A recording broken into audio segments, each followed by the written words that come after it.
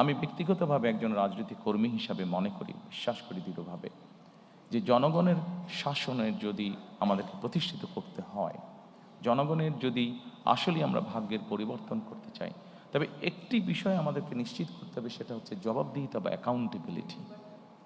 আমাদের সমাজের প্রত্যেকটি স্তরে, সরকার পরিচালনার প্রত্যেকটি স্তরে ধীরে ধীরে আমাদেরকে অ্যাকাউন্টেবিলিটি বা জবাবদিহিতা আমাদেরকে প্রতিষ্ঠিত করতে হবে।